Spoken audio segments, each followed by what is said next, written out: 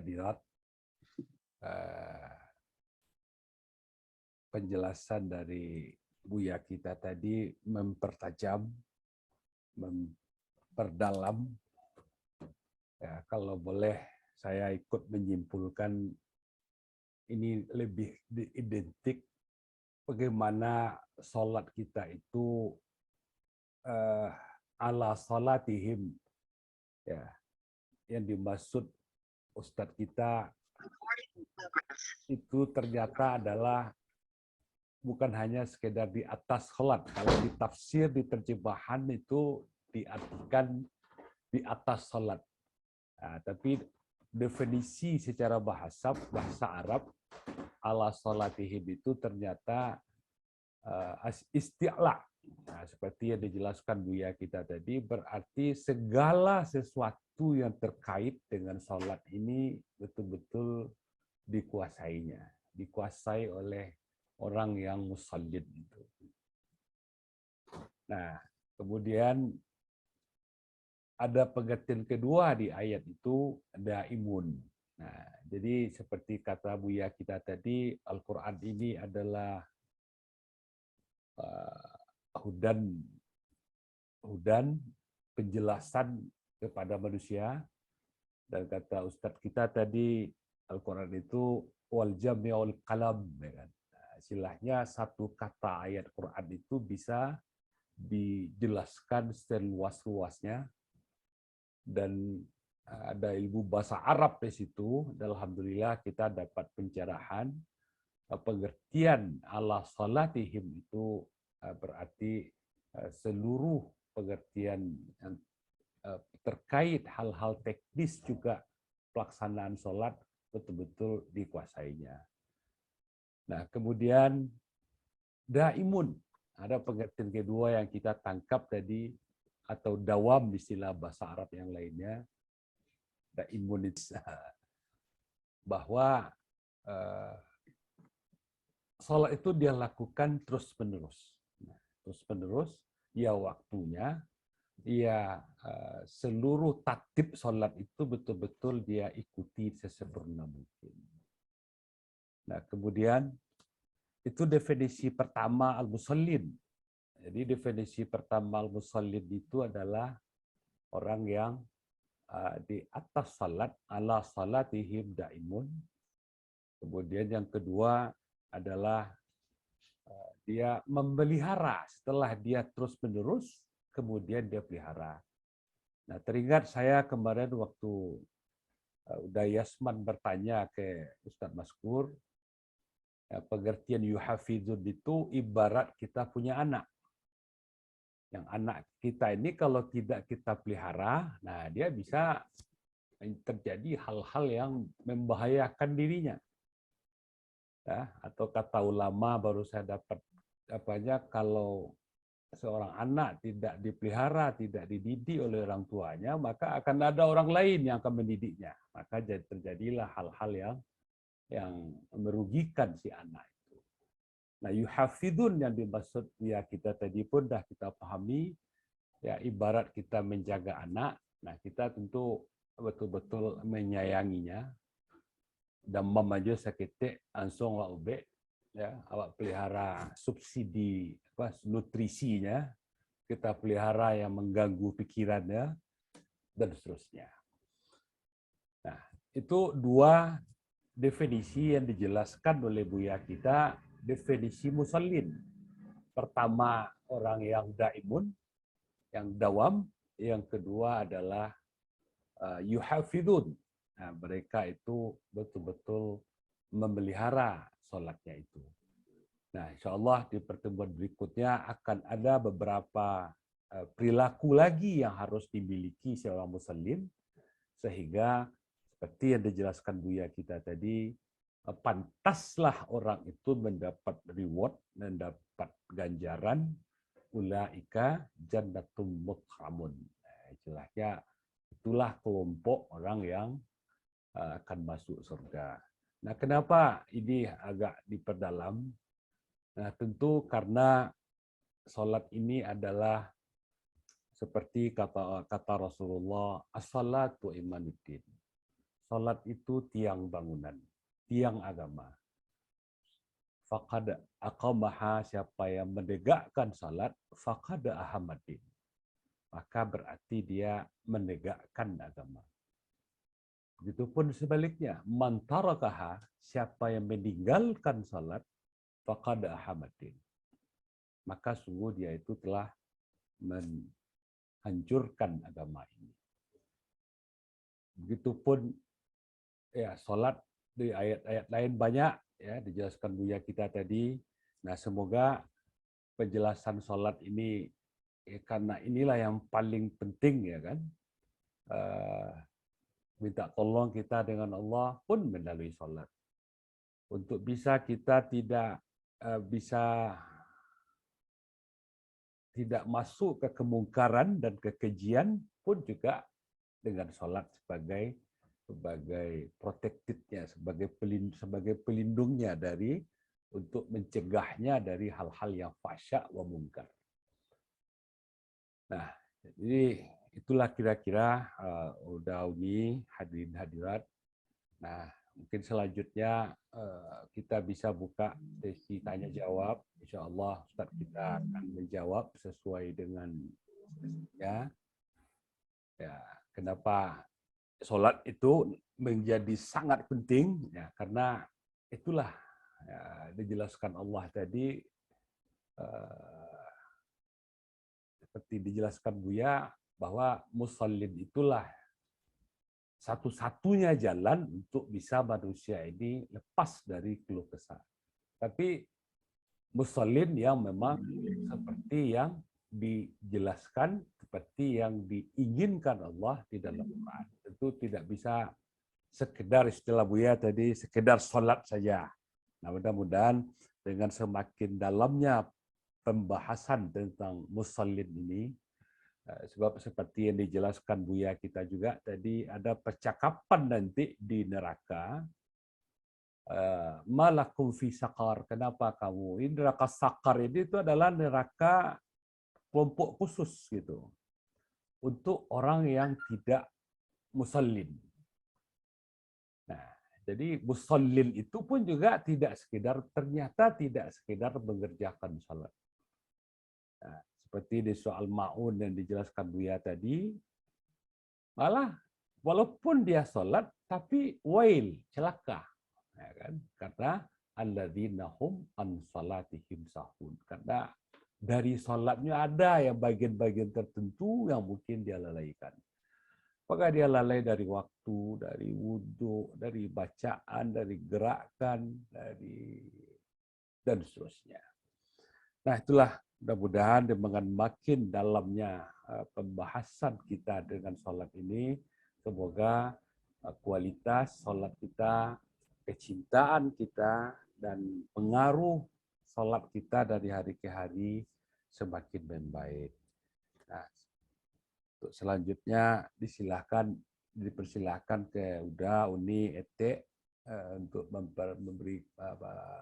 menyampaikan pertanyaan untuk bisa dijawab insyaallah oleh Ustaz kita. Nah, silakan hadirin hadirat ingin bertanya.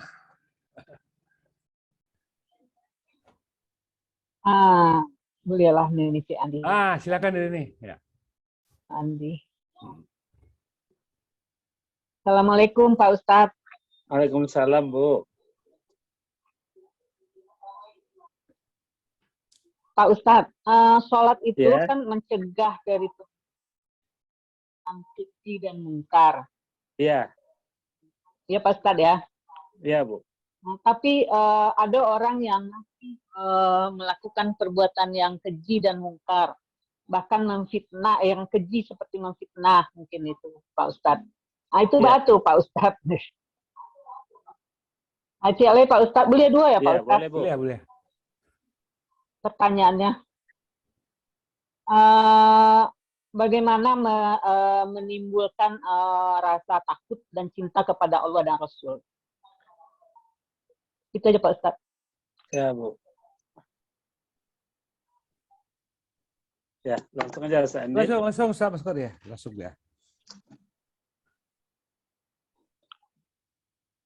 Jadi kalau kita berhadapan dengan teks Al-Quran, dengan ibu apa tadi itu Sandi? Uni Rini, Ibu Rini. Nah, Uni awak, Pak Ustaz. kan itu dari Al-Quran sendiri yang mengatakan Bu ini dalam surat Al-Ankabut, ya, aqimis salata inna salata tanha anil fahsya'i wal munkar. Tetapi kalau kita bawakan ayat itu kepada manusia yang melakukannya, ini bisa berbeda hasilnya. Kenapa? Karena subjektif manusia yang melakukan tadi itu, Bu Nini. Tapi kalau salatnya mencegah yang keji dan yang mungkar, ya, itu kan ayatnya yang mengatakan seperti itu. Itu pasti benar sendirinya. Tidak mungkin ada salah sedikit pun. Tetapi apabila nanti orang yang melakukan salat itu, ya, berarti kita sudah berbicara orang yang melaksanakannya, bukan salatnya. Ya, bisa saja seperti yang Bu Nini lihat itu. Karena memang dalam Al-Quran ada orang yang disebut dia sudah musallin, tapi masih dianggap dia dapat nerakawel, itu celaka hidupnya itu. Ya, kalau dia tidak sanggup menghabiskan dalam dirinya sifat ria, misalnya tidak suka menolong orang dengan hal-hal yang sebetulnya dia sanggup menolong itu, ya, kemudian tidak dia jaga, dia lalaikan salatnya itu. Nah, hal yang disebut ciri dalam surat Al-Ma'un itu, Bu Nini, kan sederhana saja. Tapi cobalah kita periksa, jangan orang lain, ya, diri kita sendiri. Bisa enggak kita membantu orang tanpa pamrih? Nah, atau kita hanya mau membantu orang kalau kita takut nanti tidak dibantu pula. Ini namanya kita yura'un, kita kira. Ya. Nah, jadi kalau salatnya seperti mencegah yang keji dan yang mungkar, itu benar. Namun kalau kita bawakan kepada orang yang melakukannya, ini bisa beda. Nah, tentu ini tidak semua orang musallin yang seperti itu. Kan begitu maksudnya. Tapi ada kita melihat orang yang seperti itu. Itu kan ayat inna sholata tanha anil fahsya'i wal munkar itu dalam surat Al-Ankabut. Ya. Salah ayat yang ke-20. Ya. Di situ di bawah itu dituliskan Allah ayatnya 5. Dengan kata-kata wala dzikrullahi akbar. Ya. Mengingat Allah itu sesuatu yang terlalu sangat besar. Jadi seharusnya orang yang salat itu dia ingat Allah. Kalau dia sudah ingat Allah, Allah itu tidak mengizinkan dia untuk berbuat perbuatan yang jahat tadi. Kalau memang dia memang mengingat Allah, kalau sebetulnya zikrullah itu didapatkannya dengan salatnya, pasti akan berpengaruh kepada dirinya di luar salatnya. Kalau di luar salatnya dia belum juga bisa menegakkan itu, berarti dia ulangi lagi salatnya. Berarti dia perbaiki lagi salatnya. Berarti dia sempurnakan lagi imannya. Nah, begitu. Jadi kita jadinya mengukur kualitas diri kita dengan parameter akhlak kita di luar salat. Kalau akhlak kita di luar salat itu masih berbuat yang keji dan mungkar juga, andaikan saja nih ya Bu ini, berarti salat kita itu bukan menambah dekat kepada Allah, justru menambah makin jauh. Karena memang ada hadis yang menjelaskan seperti itu. Bahwa yang dicatat dari amal salat seseorang itu, yaitu seberapa banyak pikirannya berada di dalam salat saat dia melakukan salat itu. Kalau yang tercatat di dalam dirinya saat salat itu hanya sedikit, ya, berarti itulah yang akan dicatat dari salat. Ya kan? Nah, kalau salatnya itu tidak sanggup mendekatkan diri, malah bisa jadi salat itu kebaliknya. Jadi makanya disyariatkan misalkan salat itu sekaligus sebagai alat, ya, pengukur dari keimanan manusia itu. Kira begitu pertanyaan Ya, yang Pak. pertama, Bu Nini. Ya, jadi bukan berarti orang yang belum berhasil merubah akhlaknya dari yang jahat kepada yang baik, dia berhenti sholat, tidak begitu. Dia teruskan Ya, dawamnya. perbaiki sholat. Ya, dia perbaiki prinsip ala sholatihimnya, dan dia teruskan dawamnya. Ya kan? Sampai nanti diizinkan Allah keimanan itu tertancap dengan kuat sekali di dalam diri.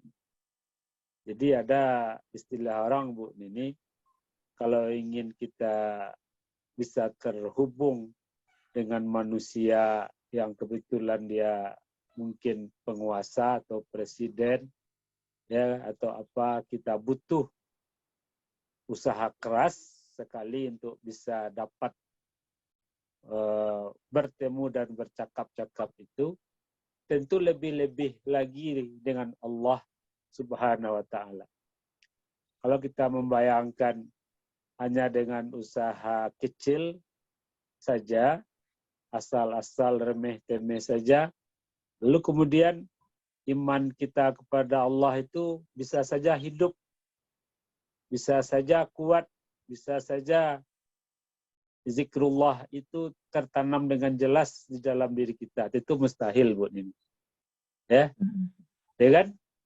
Jadi, tapi begitu prinsipnya. Kalau kita salat, pasti kita mengingat Allah. Karena salat itu disuruh karena untuk mengingat Allah. Aqimis shalah li zikri, kan begitu. Tapi apakah setiap orang yang salat bisa seperti itu? Ya, tentu tidak semua orang. Tapi bukan berarti orang itu berhenti dia salat. Kalau dia berhenti salat, maka terjebaklah dia ke dalam ayat seperti kata Ustaz Andi tadi, masuk ke dalam neraka sakar. Jadi bagi kita yang sudah salat, yang barangkali belum merasakan rasa takut kepada Allah itu tumbuh dalam diri kita, rasa cinta itu belum tumbuh ke dalam diri kita. Nah, salat itu adalah medianya untuk menumbuhkan rasa takut itu. Ya, begitu. Salat itulah medianya. Ya, gitu. Kenapa kita tidak merasakan ketundukan kita kepada Allah, padahal kending kita sudah kita, apa nih bahasa kita di kampung, sudah kita apakan ke tanah gitu. Hidung kita sudah, ya. Tapi ketundukan itu tidak juga terasa di dalam diri kita. Apa nih yang salah? Apa nih yang kurang nih? Ya kan? Nah, gitu. Ya kan? Apa nih yang kurang nih? Tentu tidak mungkin, Bu Nini, kita anggap iman kepada Allah itu hanya bohong-bohong belaka, ya. Karena kita, enggak, ini pasti salah kita.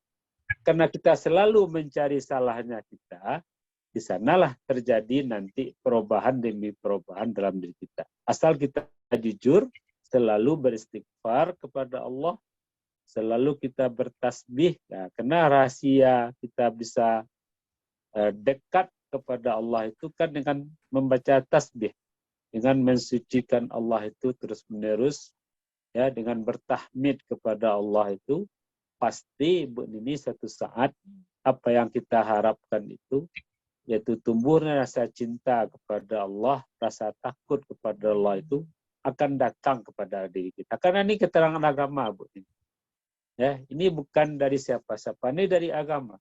Ya, ala bizikrillahi tatmainnul qulub, kan begitu. Ya, ketahuilah dengan zikrullah itu akan tenang hati. Ya, jadi tidak mungkin kalau itu tidak akan bisa kita, tidak mungkin. Tapi butuh prinsip dawam itu dalam diri kita. Sambil kita berusaha berilmu tentang salat. Karena kata-kata ala salatihim, seperti tadi dijelaskan kembali oleh Ustaz Andi, itu jarang orang Ibu ini. Sering orang hanya selesai salat, dia merasa beres. Tanpa dia berpikir apa yang dia dapatkan tadi ini dengan salatnya itu. Apakah cukup hanya salat seperti itu saja. Nah, gitu. Jadi salat yang dalam pemahaman yang lengkap, ini kira-kira pengajian kita, Bu. Itu saja, Bu ini. Mungkin dapat ditambahkan oleh Ustaz Andi, Bu ini. Alhamdulillah, Ustaz. Jadi penjelasan soal sampai ini. Terima kasih. Nah, jadi memang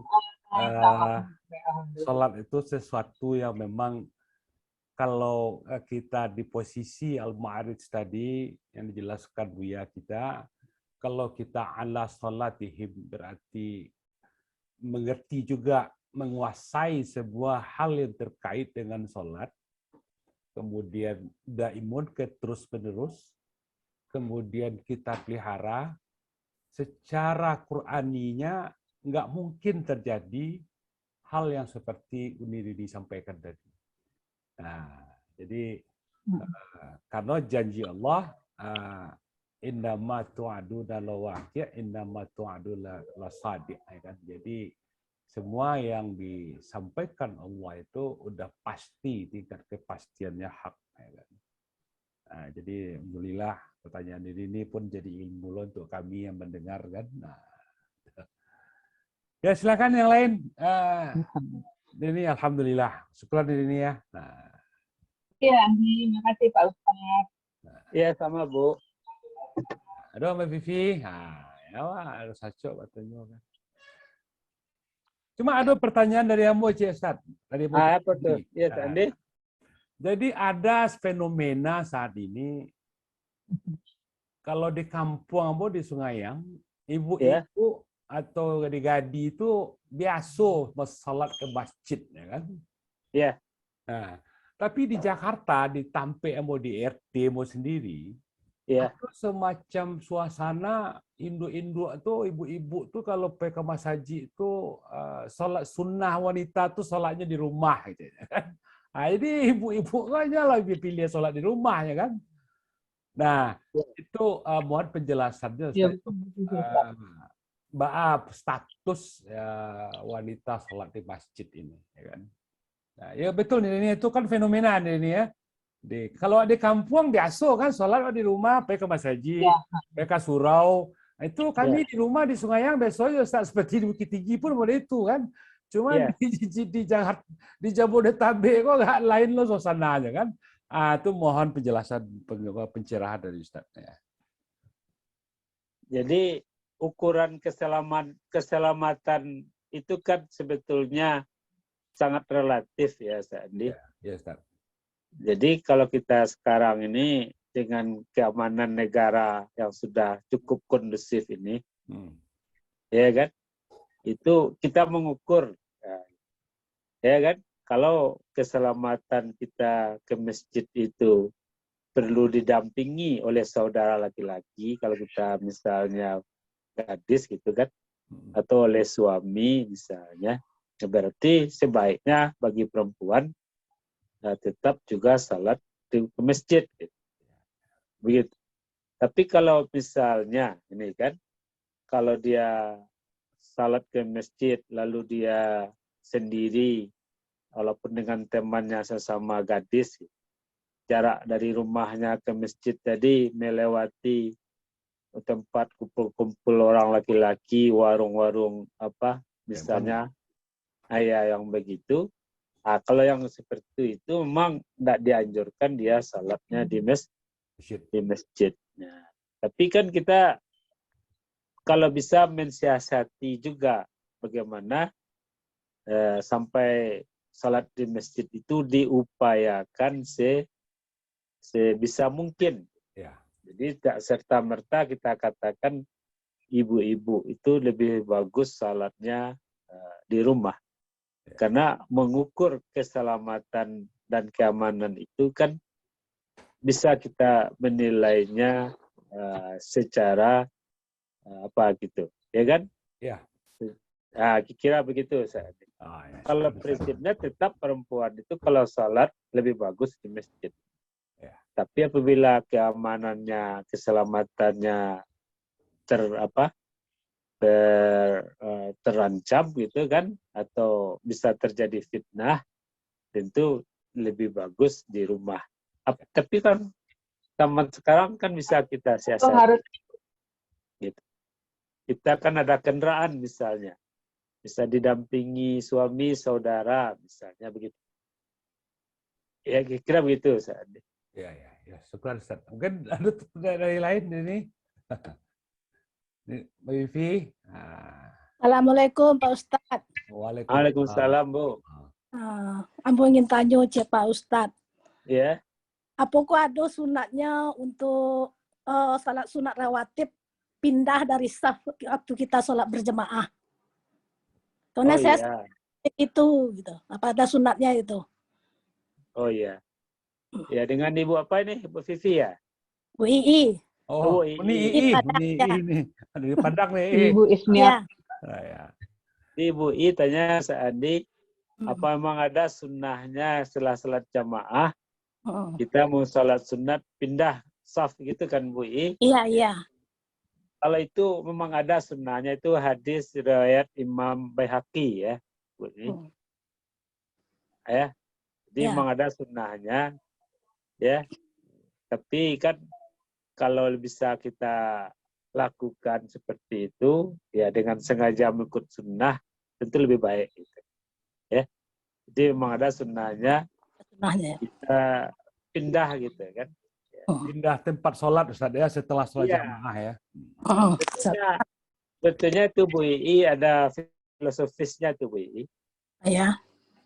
Tapi kalau filosofis itu sifatnya kan pemahaman kita, budayanya kita kan. Jadi ketika kita sedang sholat dengan sangat khusyuk itu, misalkan Bu Ii, itu kita butuh sedikit penyegaran di dalam pikiran atau dalam otak kita.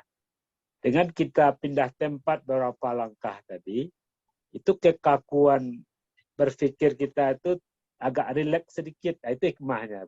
Apalagi kalau kita melangkah agak jauh, misalnya sedikit, 6-7 langkah. Coba boleh Bu I rasakan nanti, mana yang lebih segar pikiran kita, ketimbang kita sholat sunat di tempat kita sholat fardu tadi. Coba bandingkan dengan kita melangkah. Kalau pengalaman saya pribadi, itu jauh pengaruhnya. Gitu. Karena kita sholat itu kan dalam keadaan khusyuk, tegang, gitu kan. Nah, dengan kita pindah tadi, kita merasa agak rileks sedikit. Gitu. Kira begitu. Oh iyalah. Jadi umumnya Bu, ini prinsip memahami sunnah. Rata-rata sunnah Rasulullah SAW itu, rata-rata ya, itu bisa dicari alasan manusiawinya. Karena Rasulullah itu kan dia manusia. Kenapa dia begitu? Kenapa dia begitu? Nah, ini biasanya bisa ditemukan alasannya. Tapi kita ikuti dulu. Apakah memang ya ada sunnahnya kita pindah salat itu dengan mau pindah ke belakang saf atau ke samping? Ada sunnahnya. Itu hadis riwayat dari Imam Baihaqi. Ya, Bu. Ya, makasih Pak Ustadz. Ya, Bu. Saya ikut-ikutan aja, nggak tahu ada sunahnya enggak kayak itu gitu kan. Sementara kita nggak ngerti gitu. Ya. Sekarang udah tahu, makasih banyak Pak Ustadz. Ya, sama-sama, Bu. Assalamualaikum. Waalaikumsalam. Silakan yang lain kalau ada.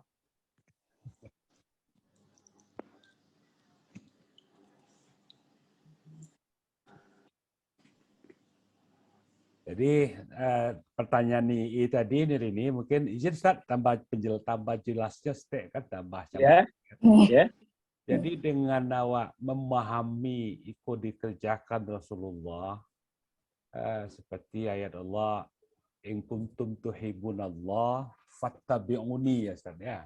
ya, ya, ya, ya. Jika kamu cinta Allah, jadi pertanyaan diri ini tadi itu bagaimana untuk cara mencintai Allah, Ya, mencintai Rasulnya.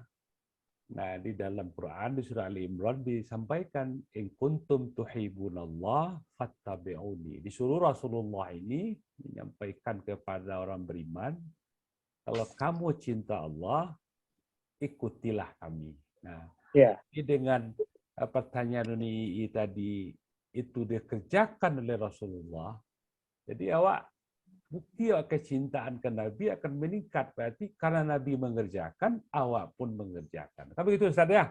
ya, ya, ya. Nah, jadi dan sholat adalah seremoni peraturan yang paling banyak disampaikan oleh Rasulullah untuk mewanti-wanti kaum muslimin untuk betul-betul sholatnya seperti beliau sholat. Ya. Jadi sholat Rasulullah duduknya sengaja di atas mimbar berdiri memperagakan, mempraktekkan beginilah cara sholat. Kalau beliau sholat dari Jibril, nah begitupun umat-umat jamaah-jamaah di masjid di zaman Rasulullah kan begitu Ustaz ya. Ya, ya. Nah, gitu tambahan sedikit Ustaz. Ya, mungkin bisa pula saya tambahkan sedikit. Ustaz.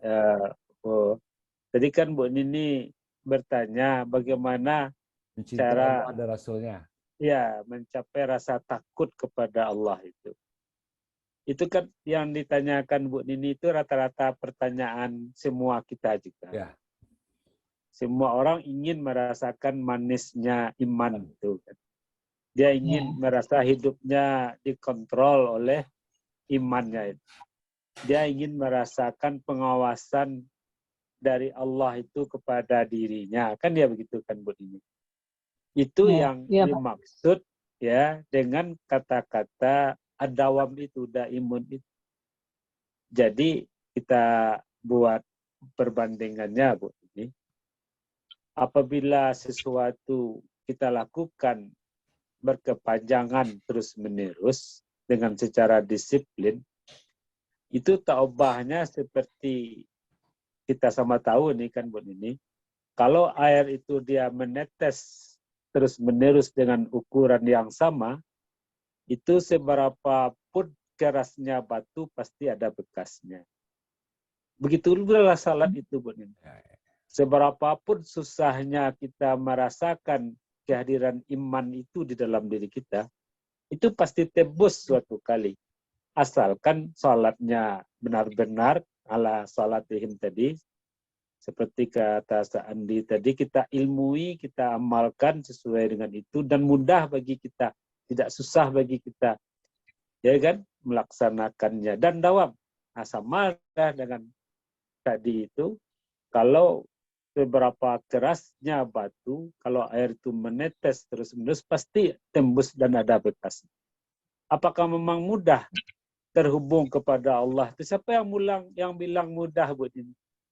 Nabi Ibrahim saja sampai harus mengatakan kepada Allah, ya Allah, bagaimanakah caranya engkau menghidupkan orang yang mati itu? Coba lihatkan kepada aku. Nah, gitu. Atau satu kali Nabi Ibrahim itu ya melalui proses panjang, ya dia berkenalan dengan Rabb Tuhannya itu, sampai dia harus berkelana melihat benda-benda di langit, sampai dia kesimpulan bahwa Tuhan saya adalah Tuhan yang menciptakan semua yang ada ini, ya matahari, bulan, dan bintang apapun juga.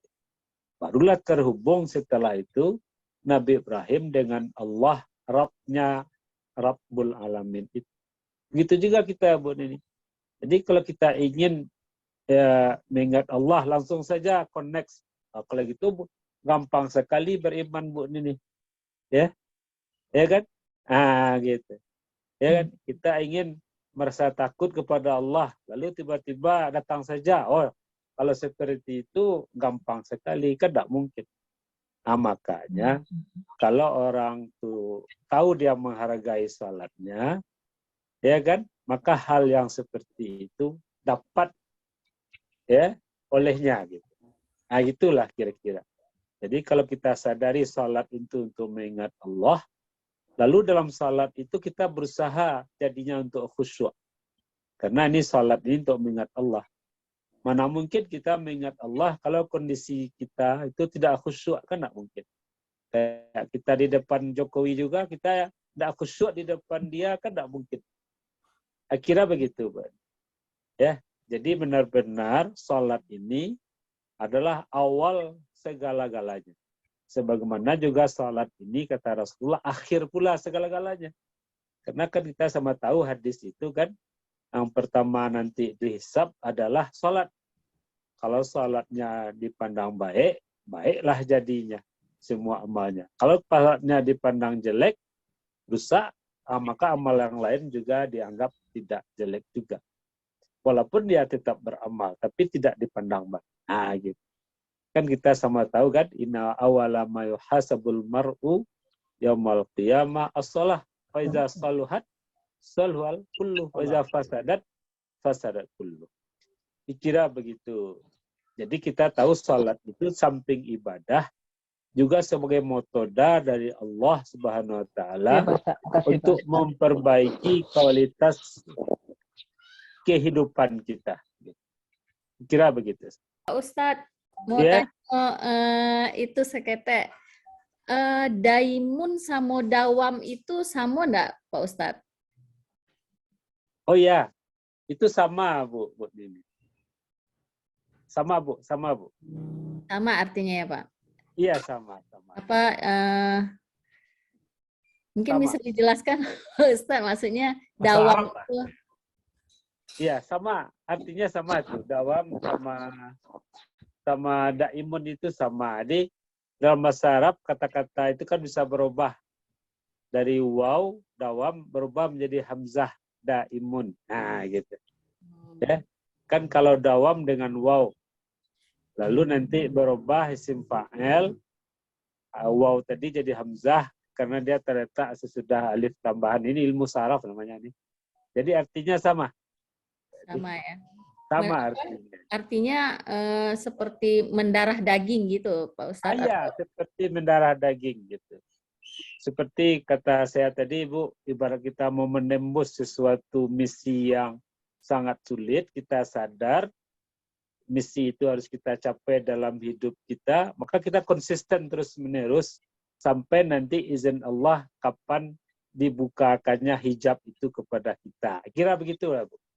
Ya, makasih Pak Ustadz. Iya, gitu. Sehingga terasa zikrullah itu, terasa kekhusyukan itu. Baru semuanya terasa indah dan manis karena kita sudah terhubung kepada Allah itu. Dikira begitu.